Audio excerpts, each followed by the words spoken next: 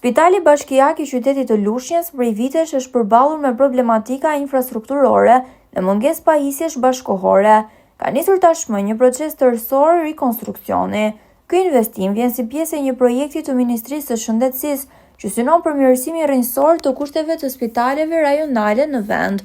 Punimet parashikojnë rindërtimin dhe modernizimin e ambienteve të brendshme dhe të jashtme të godinës, duke e kthyer spitalin në një strukturë bashkëkohore të përshtatur me standardat e nevojshme për ofrimin e një shërbimi dinjitoz.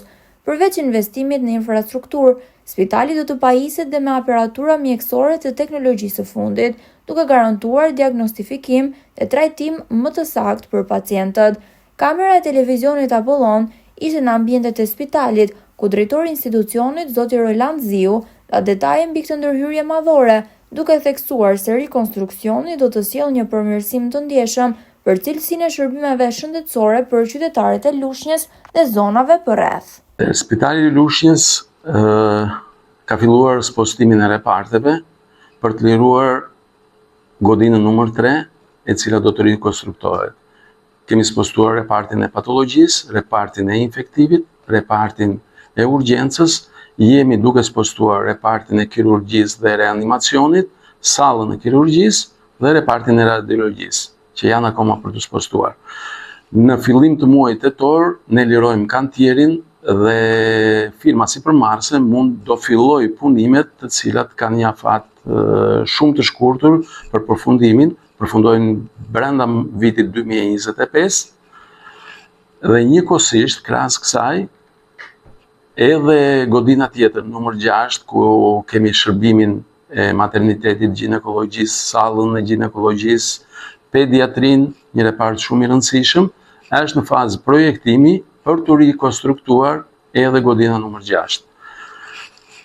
Për sa i përket fazës parë, për godina numër 3, në këtë buxhet është i përfshirë dhe pajisja me aparatura, e cila përfshin një fond 40 milion lekë të reja, që do rigjeneroj aparatura për shërbimet të cilat i kemi dhe duhen bashkohore, brenda atyre shërbimeve që ne ofrojmë sot për qytetarët. Mendohet një grafi digjitale, pajisje të tjera, monitor pacienti, defibrilator, aparate EKG-je, eko të ndryshme për reparte të ndryshme, do furnizohet spitali me pajisjen në të gjitha shërbimet e tij. Ato kenë më shqetësim qytetarët nëse spitali Lushnjës do pajiset me pajisje të reja për të shkuar drejt spitaleve rajonale, apo do jenë të njëjtat situatë, por këto do jenë vetëm thjesht për urgjencat? Atëherë, statusi i spitalit Lushnjës është spital bashkiak. Dhe në kuadrin e këtij statusi, spitali i Lushnjës do ofrojë ato shërbime që i përkasin spitalit bashkiak. Shërbimet që merren në spitalin rajonal dhe spitalet terciare, spitali i Fierit, spitali memorial Nën Tereza, ato shërbime do vazhdojnë të merren atje.